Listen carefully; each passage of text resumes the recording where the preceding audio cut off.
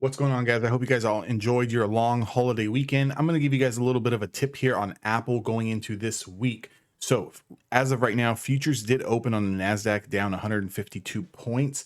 What I kind of want to show you guys here on Apple is that we did lose this channel line here. This channel line going back to Friday's lows of 165, we kind of lost this area here, pushing us into this next leg down with a potential price target range of around $161, $162. Now, here's one thing that I do want to make very, very clear. If the futures do continue to slide into the overnight session, into the London session and pre-market session, what we could be seeing on the NASDAQ across the board is another gap down.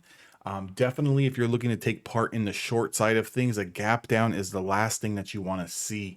Obviously, bulls do not like to see the gap downs, but if you are a bull or you are more of a long-term biased trader, meaning you're looking to trade the pullbacks and you're looking to scalp the long bounces, a gap down is, not the worst case scenario for you.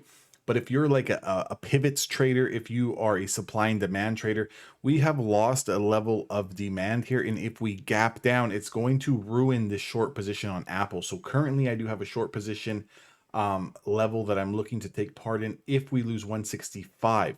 Now, here's the big if we gap down below 165, I'm not going to be able to take that short position, because let's say we gap down to 163, 162, it's going to put us right in the middle of this range, kind of floating in space. If you could see this little gap here, if we do kind of gap down into that area, it's going to make a short position very, very tough. What we're going to need to see is a gap down, then you're going to need to see a little bit of a bounce, and then some form of rejection back through the 165 or even the new lows. And that's when you're going to want to take your short position. Definitely going to want to take some profits off the table here. That's going to be your next strong, valid area of support. And that price is going to be 161.80, 162.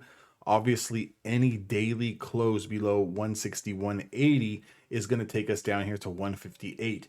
If you believe in the theory that stocks are going to trade from demand to demand to demand, and from supply to supply to supply to supply, then you have to respect the chart and respect the technicals, especially if you're an intraday day trader or scalper.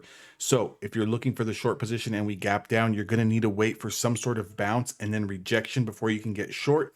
If you're looking to play to the long side, a gap down is good. You're going to want to gap down into that demand and then kind of bounce off of that. And then maybe it's going to give you a little bit of a trade. But just understand that because we're underneath so many macro levels of supply, it's going to be very, very hard to get that continuation and that follow through on those long side bounces. So you're going to have to take profits a lot more quicker. You're going to have to scalp a lot faster, and make sure you protect your capital when you do get into these plays on the long side. If you guys want to trade with me, you want access to more levels, join the Discord. That link is down in the description box below. If you guys are looking to trade futures with me and the gang this week, definitely check the link down below. I can help you guys get funded up to $150,000 worth of trading capital. I work with a fantastic prop firm based out of Chicago, US based. Everything's legit. Got to go through a little bit of a training, show that you can manage your risk properly, and then we can get you guys all set up. With that being said, I'm going to see you guys all in the next trading video, and I hope you guys subscribe to the YouTube channel because I got a lot of good stuff coming.